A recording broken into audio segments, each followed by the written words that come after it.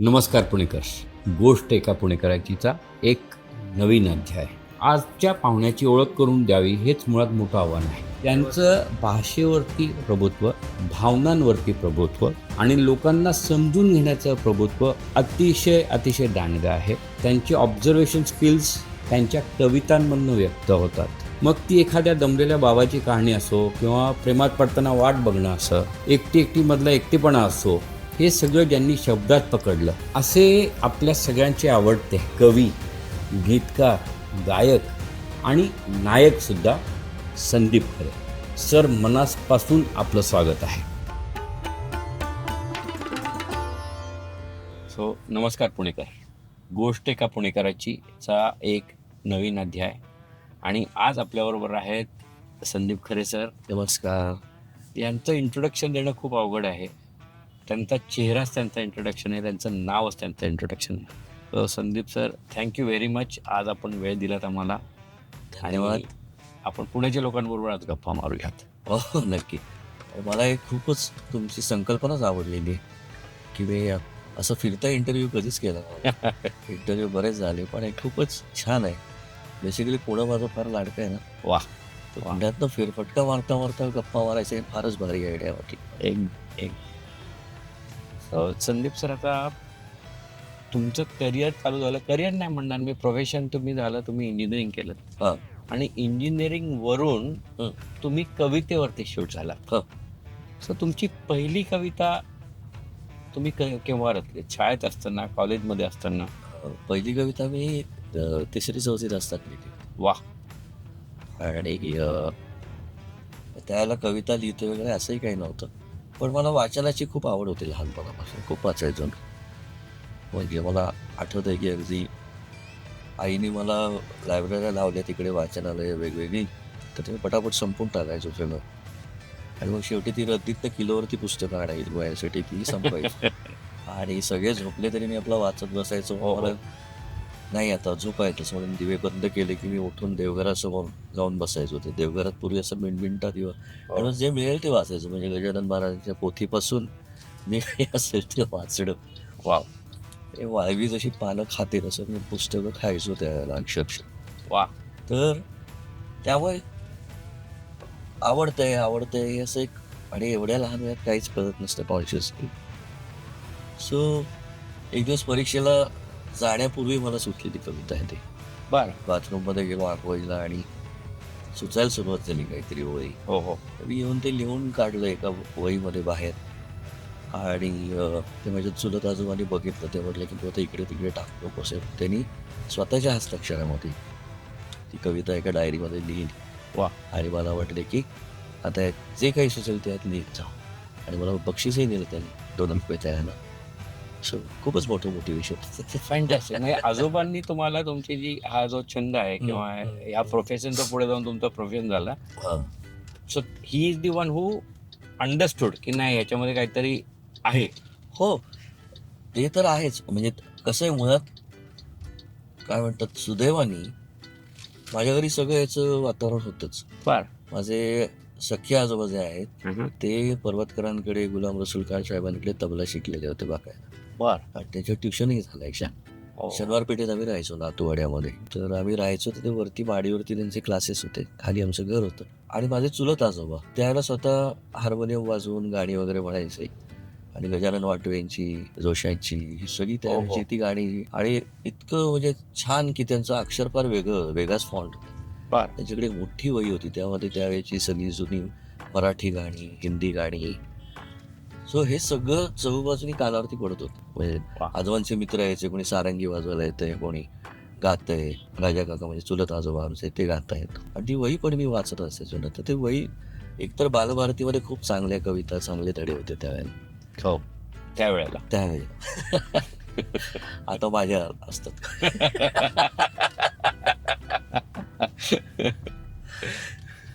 माझ्या 2 आहेत कविता बालभारतीला, पहिलीला आणि 9वीला. पण सांगायचं म्हणजे की त्यावेळेला लेख म्हणजे काय म्हणतात आपण, लेख म्हणू, धडे आणि कविता, तर या सगळ्यात खूप संस्कार होत गेले. म्हणजे पहिल्यांदा अट्रॅक्ट व्हायचो तो शब्दांकडेच व्हायचो. गाणं हे मी गायचो, मला आवडतं अजूनही. पण गायक मी हौशी आहे. आजकालच्या भाषेत सांगायचं, प्रॅक्टिकल भाषेत तर मी प्रोफेशन माझं कवी आहे आणि संगीतकार गायक मी हौशी आहे. कारण मला बेसिकली संगीत म्हणाल तर त्या चालीमध्ये सुचतात कविता, ज्या काही संगीत म्हणून माझं नाव आहे, बरोबर. आयुष्यावर बोलू काहीचा अल्बम आहे, किंवा नसं तेसं करी आताशा, असे हे सगळे चालीमध्ये सुचलेल्या कविता आहेत. तर त्या अर्थाने मी हौशी संगीतकार, हौशी गायक आहे. पण मोटिवेशनचं तुम्ही जे म्हणलात ते घरामध्ये कधी म्हणजे उलट पाहुणे आले की कविता म्हणून दाखवणं किंवा या सगळ्या गोष्टी होत्या, तर कदर आपण ज्याला म्हणतो ना, हो. की हा काहीतरी करतोय. अच्छा. आणि माझ्या आजोबांना, चुलत आजोबांना काहीतरी त्यांना एक स्पार्क जाणवलं असावं असं मला वाटतंय. म्हणजे माझ्या चुलत आजोबांनी माझी कविता पुलांना पाठवली तिथे. काय म्हणताय? आणि त्यांचं एक पोस्टकार्डही आलं होतं की हा मुलगा सुरेख लिहितोय वगैरे वगैरे, माझ्या शुभेच्छा. आणि नंतर मग पुढच्या काळात मुलांची प्रत्यक्ष भेटही झाली. तो किस्सा पण छान आहे. म्हणजे मी ॲडव्हर्टायझिंगमध्ये काम करत होतो आणि त्यावेळेला महाराष्ट्र टाइम्स मला वाटतं त्यांच्यातर्फे काहीतरी ग्रीटिंग कार्डचं, पुलंची ग्रीटिंग्स करायचे सगळे. बरं. हे होतं, तर आम्ही त्यांच्या घरी गेलो, पुलंच्या घरी. आणि पुलं त्यावेळेला सुद्धा म्हणजे थोडं तब्येत त्यांची नादुरुस्तच होती, व्हीलचेअरवरती होते. तर माझी त्यावेळेला दिवस असे की नावाची पहिली कॅसेट होते त्यावेळेला. हो, कॅसेट यायच्या आधी. कॅसेट पहिली म्हणजे रिलीज झाली. तर तू मगाशी म्हणलं तसं की सगळ्या चालीत सुचलेल्याच कविता होती. बर. दिवस असे की एवढंच नाही एकटे जगू, किंवा म्हणत आहे आता माया, त्याची अजूनही खूप व्हायरल आहे, कसे सरती विसयासारखी कविता. तर हे सगळं काम झाल्यानंतर सुनीताबाईंचा ते नेहमीचा शिस्तीचा कारभार होता. किती फोटो दिलेत, काय दिले वगैरे सगळं असं मोजून बापून. बर. आणि ते झाल्यानंतर मी त्यांना माझी कॅसेट दिली. म्हणलं की असं असं आहे, मी चाली दिले, लिहिलंय, गायलो आहे 3-4 गाणी, तर तुम्ही ऐकाल का वेळ झाल्यावर? तेव्हा हो मी नक्की ऐकते. आणि बघितलं त्याने, तर त्याच्यावरती सरीवर सर म्हणून एक गाणं आहे माझं. हो. तर ते म्हणले अरे आमच्या बाकी बापची, म्हणजे बाबू बोरकरांना बाकी बाप म्हणायचे, त्यांची पण अशीच एक कविता आहे. म्हणलं हो पण ते थोडं वेगळं आहे. ते सरीवर सरी आल्या ग, सचैल गोपीन आल्या ग, अशी ती बोरकरांची कविता आहे, माझी वेगळी आहे. ते म्हणजे म्हणतोस का? म्हणलं म्हणतो. वाव. मग मी त्यांना म्हणून दाखवली. पुलं पण होती तिथे. हो हो. आणि छान छान असं गेल्या. तो एक नर्स होत्या, त्यांना घेऊन आतमध्ये गेल्या पुलांना. मग सुनीताबाई आतमध्ये गेल्या, थोड्याने बाहेर आल्या. म्हणलं एक विनंती करू का तुला? म्हणलं विनंती काय? बाईला तुझी कविता फार आवडली, अजून काही ऐकवशील का त्याला? अरे बापरे, मला it was like award absolutely. मग ते बाहेर आले. मग मी त्यांना बाकीच्या अनेक कविता म्हणून दाखवल्या. असं ते काय म्हणतात की कवितेच्या निमित्ताने खूप चांगली चांगली माणसं भेटतात. पण म्हणजे हे जे बाकी अवॉर्ड मिळतात, हो की जे तुम्हाला पब्लिकली रेकग्नाइज केलं जातं, हा. आणि त्याच्यासमोर की बाबा नाही, पु ल देशपांडे म्हणतात की नाही बाबा प्लीज संदीपना सांग, प्लीज माझ्यासाठी कविता म्हणशील का, माझ्यासमोर वाचून दाखवशील का? What is more important? अर्थातच मी जसं म्हणलं तसं की, आणि प्लीज म्हणणं त्यांचा मोठेपण आहे. पण मला असं वाटतं की ते जे युगल होतं ना, हे रसिकता, संस्कृती, सुजाणता, आणि ज्याला आपण एक माणूस म्हणून मॅच्युरिटी म्हणतो ना, या सगळ्या व्याख्यामध्ये फीड बसणार आहे ते युगल मला कायम वाटतं आदर्श आहे. म्हणजे आता मध्यंतरी मी भाई एक कविता हवी नावाचा एक कार्यक्रम पण बघितला. आम्ही तो जे कबन आहे असं ते सगळे मिळून करतात, फार अप्रतिम कार्यक्रम. आता जस्ट या बोलण्याच्या निमित्ताने आठवलं मला. तर ही जास्त मोलाची अवॉर्ड्स असतात. बरोबर. कारण ही खरोखर फक्त तुमच्यासाठी आणि तुमच्यासाठीच असतात. कुठलेही अवॉर्ड तुम्ही बघितलं, जी गौरव आहे किंवा मटा सन्मान आहेत माझ्याकडे किंवा फिल्मफेअर मिळालाय मला, ही सगळी अवॉर्ड्स आहेत नाही दरवर्षी दिल्लीच जातात. बरोबर. तो एक पायंडा आहे. हो. यावर्षी तुम्ही, दुसऱ्या वर्षी अजून कोणी, तुम्हाला कदाचित लागोपाठ मिळालं तरी ते बदलत राहणार आहे. ज्यांच्याकडे बघून तुम्ही शिकता, ज्यांच्याकडे बघून तुम्ही मोठे होता, त्यांच्याकडून ही अशी व्यक्तिगत दान मिळणं, याच्यासारखं अवॉर्ड म्हणलं ना मी की हे तुमच्यासाठीच असलेलं अवॉर्ड असतं. हे दरवर्षी दिलं जात नाही, हा पायंडा नाही. हो. त्या क्षणाला मिळालेली ती दाद असते आणि म्हणून ती कायम तुमच्या लक्षात राहते. आता मला जी अवॉर्ड्स मिळाली आहेत ती कुठल्या सिनेमासाठी कुठलं मिळालं, किती साली मिळालं, काही माझ्या लक्षात नाही. पण हे तुमच्याकडे, पण हे माझ्याकडे कायम राहील.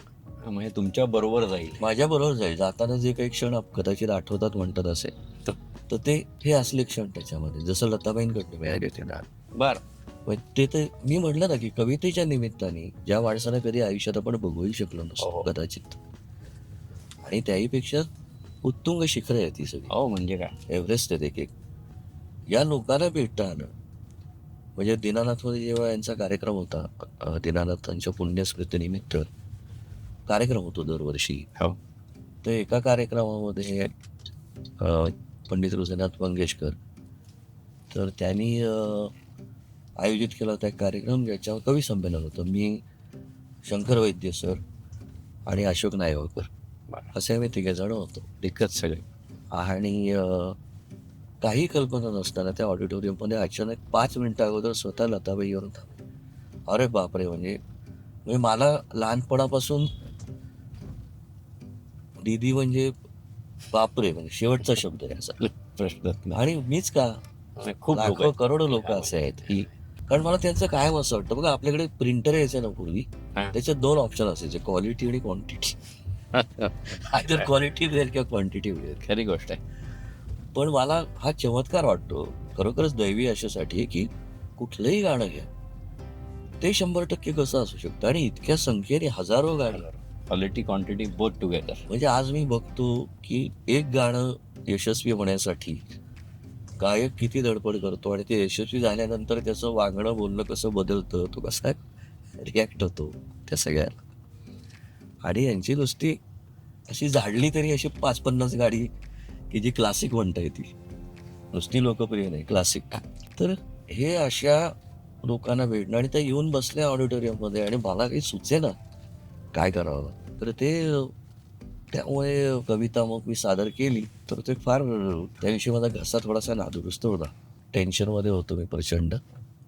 पण त्याचबरोबर असं समजा तर असं बरेच वेळा लक्षात येतं की तुम्ही निश्चित कुठेही जाता तेव्हा लोकांचं अवलोकन किंवा ऑब्झर्वेशन कॅपॅसिटी तुमची प्रचंड असते, कारण की तुमच्या ज्या कविता आहेत त्या खूप सोप्या वाटतात हां. आणि it's more of a conversation than कविता. हां. सो हा जो म्हणजे हे खरंच आहे का नाही माहित नाही, माझं ऑब्झर्वेशन तसं आहे, दुसऱ्याचं वेगळं असू शकतं, तुमचं स्वतःचं ऑब्झर्वेशन वेगळं असू शकतं, पण seems to be lot of observation that you do, असं आहे का? या प्रश्नाकडे येण्यापूर्वी मगाच फक्त अवॉर्ड्स आपला विचार होता, जी. प्रश्न होता, तर तो आपण जी बरोबर घेऊन जाऊ कदाचित आपल्याबरोबर आपलं संचित म्हणून, तर त्याच्यामध्ये ते होतं की त्या कार्यक्रमामध्ये मी जेव्हा एक गझल म्हटली, तर समोरून दिनीने वंसमोर दिलाय. काय म्हणता? इतका सुरेल, इतका गोड वंसमोर मी आयुष्यात नंतर आहे.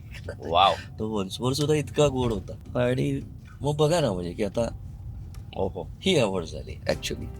पण एका कलाकाराने, एवढ्या मोठ्या कलाकारांनी दुसऱ्या कलाकाराला दाद द्यावी, हो, तेव्हा त्या माणसाचं पण कौतुक करण्यासारखं नाही, किती निश्चित. ग्रेट असू शकतो तो माणूस. मला असं वाटतं की तुम्ही जर का तुम्ही जे काही करता आहात त्याच्याविषयी तुम्हाला आत्मविश्वास असेल की तुम्ही प्रामाणिकपणे करता आहात, करेक्ट, आणि तो जो कंटेंट आहे हा काही मोलाचा आहे अशी तुमची खात्री असेल, तर तुम्ही दुसऱ्याच्या यशाने कधी असुरक्षित होत नाही. करेक्ट.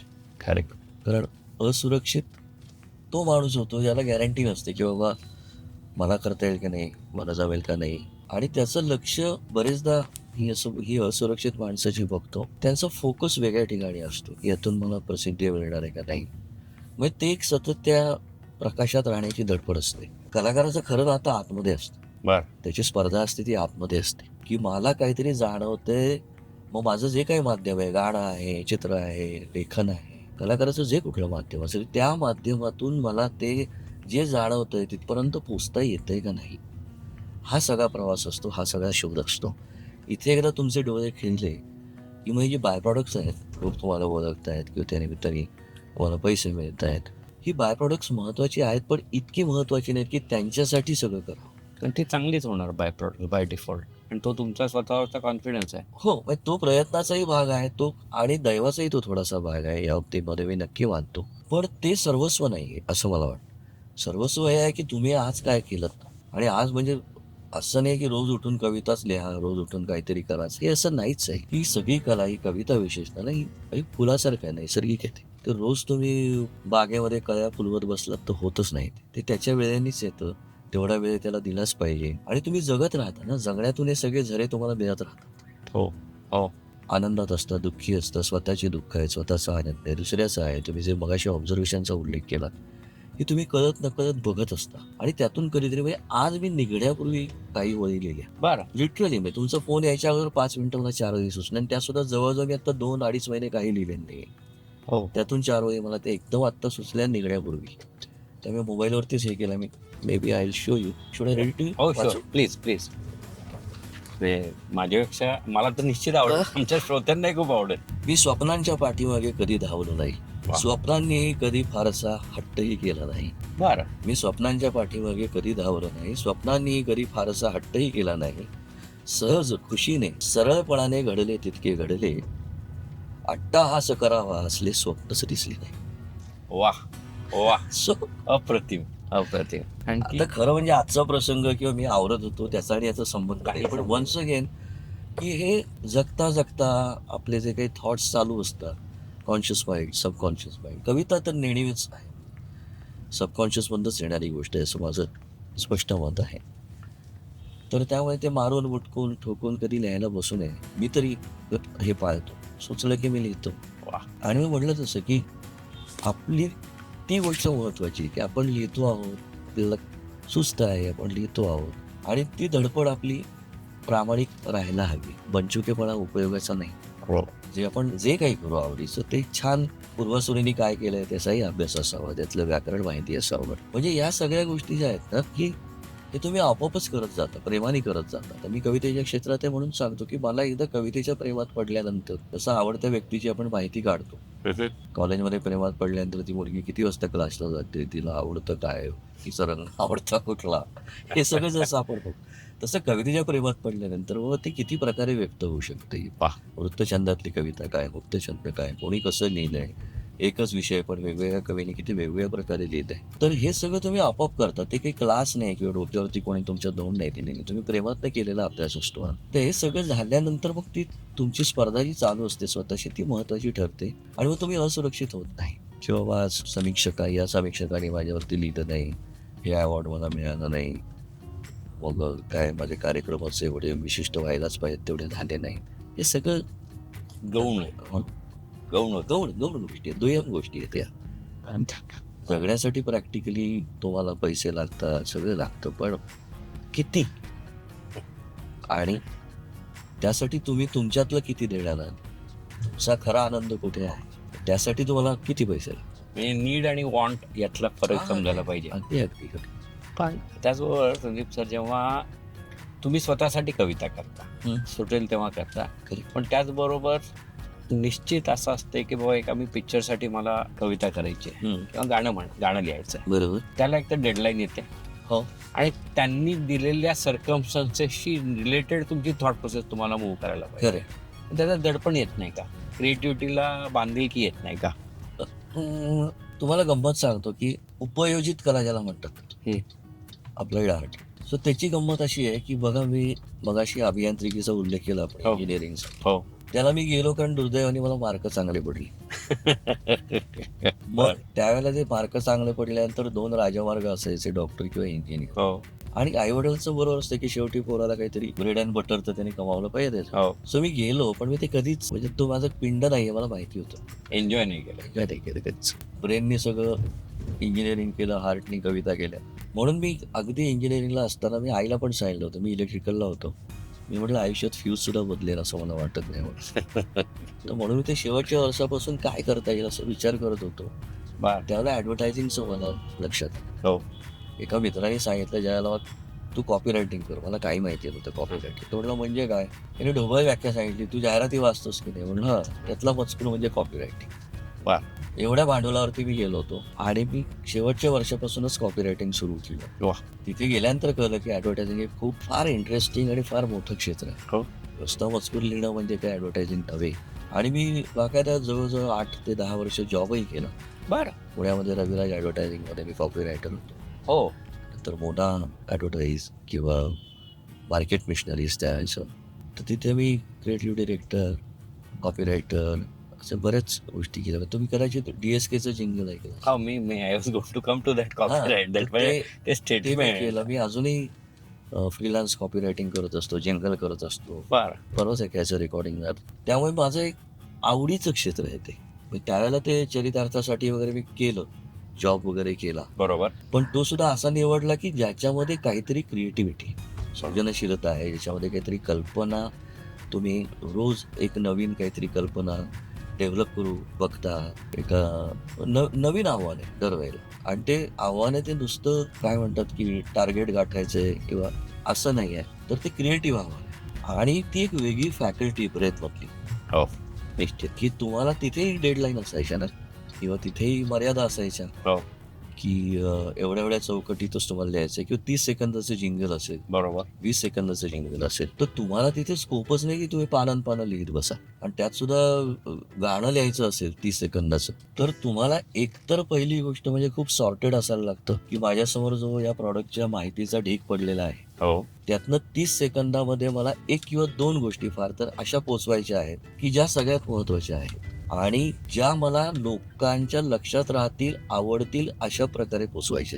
नुसती इन्फॉर्मेशन ही उपड्या घागरीवरती पाणी असतं असं मला म्हणता येईल, की लोक बंदच करून टाकतात का तेच ऐकायला आलं की. पण असं काहीतरी पाहिजे की काय रे असं झालं पाहिजे आणि ते लक्षात राहिलं पाहिजे. आणि त्यासाठी तो जो ज्याच्याकडनं तुम्ही ब्रीफिंग घेता, तो व्यावसायिक जो आहे, त्यांनी त्याच्या व्यवसायामध्ये कितीतरी वर्ष घालवलेली असतात. खरी गोष्ट.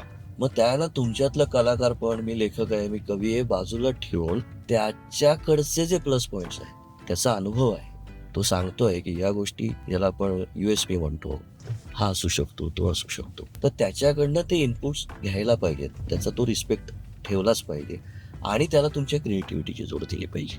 तर या 2 गोष्टी जेव्हा छान साधतात त्यावेळेला खूप चांगलं ॲडव्हर्टायझिंग होतं.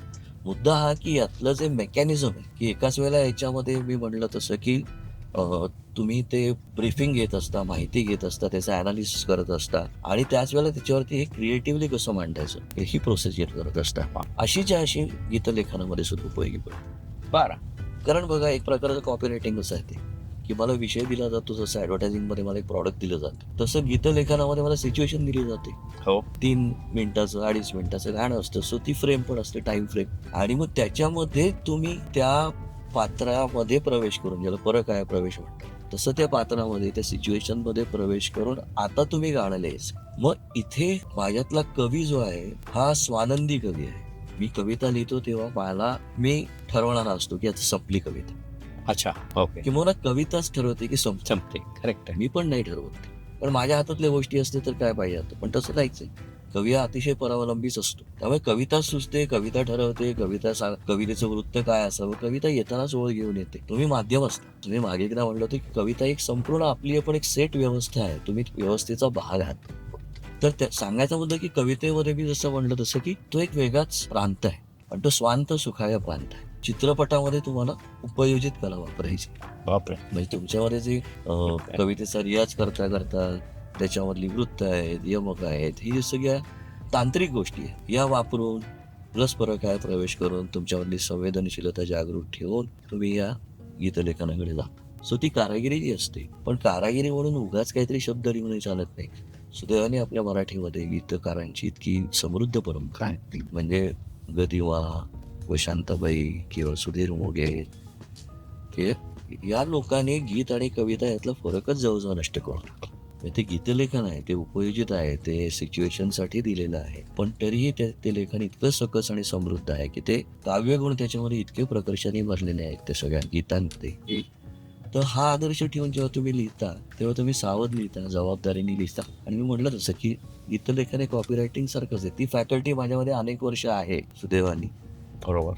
कारण तिथे गेल्यानंतर मला कळलं की बाबा नुसतं कॉपी लिहिणं हे नव्हे, तर ती फॅकल्टीच तुमच्यात असायला लागते. आणि कसं झालं की माझे वडील, माझे आजोबा, ते हेम्बॉल पब्लिसिटी म्हणून एक पुण्यामध्ये पूर्वी जी होती, नाही ऐकलं. ती माझ्या आजोबांनी हे केलं. पहिल्या 5 ज्या पुण्यातल्या ज्या संस्था होत्या त्याच्यामधली ती होती. हो हो. आणि ती मेनली सिनेमा सृष्टीशी संबंधित होती. बरं. म्हणजे जे कन्झ्युमर गुड्स आहेत त्याच्यापेक्षा पूर्ण त्यावेळेचे सगळे जे मोठमोठे फिल्म मेकर्स होते. आजही तुम्ही जुने मराठी सिनेमे बघा, जुने हिंदी सिनेमे बघा, तर हेम्बॉल पब्लिसिटी असं अनेक ठिकाणी दिसतं. हो. तर मे बी तोही माझ्यामध्ये आला असावं, DNA तुमच्यामध्ये कॅरी आला असावा कदाचित आणि रायटिंग. आणि आता आयुष्यावर बोलू काही. हा तुमचा जो डॉक्टर सलील कुलकर्णींबरोबर किती 20 वर्ष, आता 23 वर्ष होतील ऑगस्ट. 23 वर्ष, आणि आजही जर तुमचा प्रेक्षक समोर बसला तर त्याला हे फ्रेश वाटतं. हो. तर मग हे कसं पॉसिबल आहे की 23 वर्षानंतर सुद्धा ते प्रॉडक्ट फ्रेश आहे? सगळ्यात महत्वाचं म्हणजे आम्ही ते एन्जॉय करतो सगळ्यात पहिले. ते तर मी बघितलेलं आहे, मल्टिपल टाइम्स बघितलेलं आहे. तुम्ही खूप वेळ आलेला कार्यक्रम आणि तुम्ही वॉच केलं असेल की खूप अनसर्टनिटी असते त्या कार्यक्रमात. अशासाठी कारण आमच्याकडे इंडेक्स नसते, कुठली अनुक्रमणिका घेऊन बसत नाही, बरोबर. लिस्ट करत नाही कुठली, आज हे बोलूया आज ते बोलूया. एखाद्या प्रवाहामध्ये जसं सोडून द्यावं ना तसं त्या मैफिलीत आम्ही स्वतःला सोडून देतो आणि त्यामुळे प्रत्येक मैफिलीला नवीन अनुभव असतो आमच्यासाठी. आणि मग जर का ते आम्हीच एन्जॉय नाही केलं तर लोक बोर होते. बरोबर.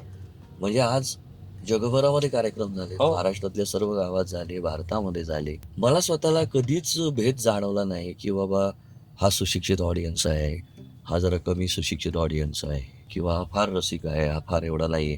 प्रत्येक गावामध्ये चांगले रसिक हे असतातच. आणि रसिक कुठलाही असू दे, तो शहरी असू दे, ग्रामीण असू दे, तुम्ही त्याला टेकन फॉर ग्रँटेड धरू शकत नाही. तो अतिशय हुशार असतो. तुम्ही पाट्या टाकताय त्याला लगेच कळतं आणि मग तो अचानक त्या मैफिलीतून डिटॅच होऊन जातो. पण तुम्ही जेव्हा इन्व्हॉल्व असता, तुम्हालाच मजा येत असते, तेव्हा ती आपोआप समोरच्याच चेहरे. कधी कधी असंही पण झालेलं ना की काहीतरी स्टेजवरती गमतीशीर प्रसंग घडतो आणि मग कंट्रोल होत नाही हसू. तर असं 2-3 वेळा झालं की आम्हाला इतकं हसू येतंय की चक्क म्हणजे गाणं बिडं थांबलं ते.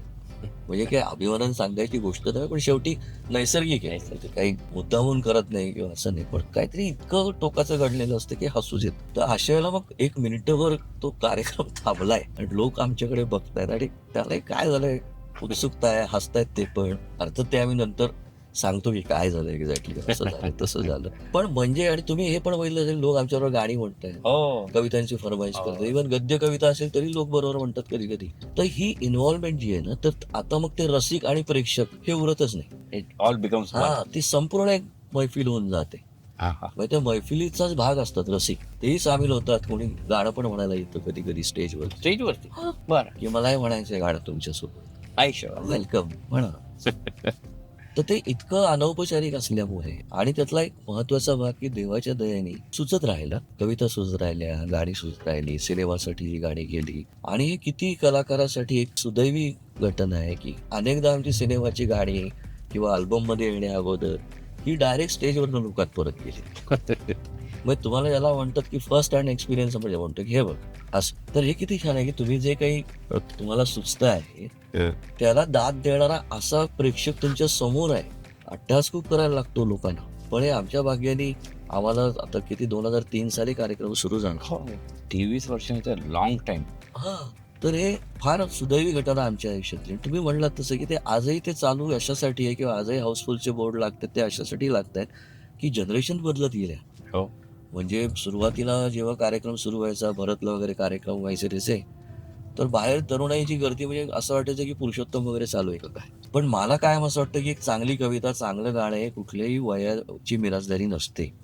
बालगीते फक्त बालांसाठी नसतं, प्रेमगीते फक्त तरुणांसाठी नसतं. तर चांगला कंटेंट हा सगळ्याच वर्गाचा असतो, सगळ्याच वयोगटाचा असतो. तर इव्हेंच्युअली तुम्ही बघाल तर आज अगदी 2 वर्षाच्या मुलापासून 80 वर्षांच्या आजोबांपर्यंत, आजी आजोबांपर्यंत सगळेजण त्या श्रोत्यांमध्ये असतात. हो, समजायचं का तुमचा श्रोता वर्ग म्हणजे पूर्णपणे मिक्स अँड मॅच असतो.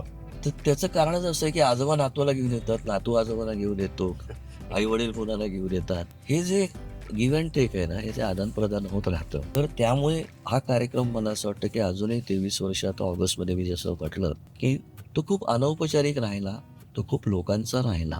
पण लोकांचा राहिला याचा एक वेगळा अर्थ असा असू शकतो की सतत लोकांना काय हवंय त्याचा आदमास घेत राहणं. ऑब्झर्वेशन म्हणजे त्याच्यामध्ये तुमची मास्टरी आहे. हा, पण ते आपसूक झालं ना तर लोकांना आवडतं. हो. तुम्ही बघा आजकाल असं होतं की गाणी आम्ही ऐकतो, तरुणांसाठी गाणं करायचं बरं का, इंग्लिशमध्ये बी याच्यामध्ये शब्द आले, असं नसतं. चांगला कंटेंट आणि प्रामाणिकपणे करणं हे महत्वाचं आहे. म्हणजे आज हा ट्रेंड आहे तर चला या ट्रेंडमधलं करूया. बरोबर. म्हणजे अगोबाई डगोबाई हे इतकं सहज झालेला मुलांसाठीचा अल्बम आहे. तो अल्बम म्हणजे धमाल. म्हणजे मी ऐकतो, मी गाडीमध्ये जाताना तो अल्बम बघा मी म्हटलं तसं की वयाची मिराजदारी नाहीच आहे. म्हणजे त्याचं आम्ही जे कॅप्शन लिहिलं होतं ना, ते कॅप्शन मी दिलं होतं की पोरांसाठी आणि थोरांमधल्या पोरांसाठी असं असं ऑप्शन कॅप्शन दिलं होतं त्याचं. तर झालं असं की ते पण सहज सुचलेलं आहे. म्हणजे मी 4थीत ज्यावेळेला लिहायचो तेव्हा पण बालक कविता लिहिल्या नव्हते कधी. बरं. विषय माझे गंभीरच असायचे. परिराणी वगैरे असं मी कधीही लिहिलं नव्हतं आणि हे सुद्धा मी केलं नसतं, कारण मुलांसाठी लिहिणं ही फार कठीण गोष्ट आहे. सर्वात अवघड. खूप आवड आणि कारण त्यांच्याकडे ते त्यांच्या इतका कठोर समीक्षक नाही बघा तुम्हाला सांग. त्यांना काही घेणं नसतं, तुम्ही कुठल्या रागात करताय गाणं, कुठल्या वृत्तात कविता लिहिते, काही नाही. त्यांना आवडलं तर आवडलं, नाही आवडलं तर नाही आवडलं, इतके थोडंच क्रायटेरिया असतो. आणि त्यांच्या क्रायटेरियामध्ये आणि ते स्पष्ट असतात, छान किंवा घाट. त्यांना इनिव्हेशन नसतात ना. हो. आवडलं किंवा नाही आवडलं काही त्यांच्यावरती. हा. आणि दुसरी अजून एक महत्वाची गोष्ट अशी की आपण जेव्हा लहान असतो त्यावेळेचं आपलं इमॅजिनेशन आणि नंतर जे आपण एक सो कॉल्ड मॅच्युअर होत जातो, तर तेव्हा आपण ही संवेदनशीलता हरवून बसतो अनेकदा. हा, किंवा औपचारिकता येते. लहानपणीची जी उत्सुकता आहे, लहानपणीचं जे काय म्हणतात की इमॅजिनेशन, कल्पनाशक्ती, ती नंतर खूप ठोकळेबाज चौकटीतली होत जाते, सांकेतिकता येत जाते त्याच्यामध्ये. तर त्यामुळे त्या लेवलला जाऊन कसं विचार करता येईल, त्याच्या दृष्टिकोनातून काय बघता येईल, हे करणं खरं चॅलेंज आहे. म्हणजे अगोबाई डगोबाई जे गाणं आहे हे मी प्रवासात जाताना लिहिलेलं आहे. बरं. म्हणजे खरोखरच लिहिलं आहे. त्यावेळेला मी बालगीत लिहितो वगैरे असंही काही नव्हतं डोकं. जे आलं ते लिहित. मला तो नादच आवडला, अगोबाई डगोबाई लागली डगाला मग ते मी आपलं मोबाईलवरती टाईप करत होतो गाडीमध्ये आणि सोनियाला पाठवलं, माझ्या बायकोला. तर ती म्हटली मस्त आहे, सुचलं तर कम्प्लीट. तर तुमच्या त्या क्रिएटिव्ह वर्ल्डमध्ये तुमच्या फॅमिलीचा किती हातभार आहे? माझ्यावर प्रेम बसण्या अगोदर कदाचित त्या कवितेच्याच प्रेमात होती. म्हणजे अनेकदा असं म्हणतात की स्वप्न तुमची मोठी ठेवा, हे करा. त्या बाबतीत मी अत्यंत अयोग्य मनुष्य आहे, मी अगदी कबूल करतो. आयुष्यातली वेगवेगळी अंग आहेत आणि प्रत्येक रस, जसं जेवणामध्ये तुम्ही गोड तर गोड खात नाही, तिखट तर तिखट खात नाही, तसं तुमच्या जगण्याच्या पानामध्ये हे सगळे रस आहेत. बरोबर. तर तसाच मित्र पाहिजे. त्यालाच मित्र म्हणतात त्यालाच असं मित्र मला म्हणतात. वाटतं. त्यालाच मित्र. तो तुमच्या चांगल्यासाठी काही करत नसतो.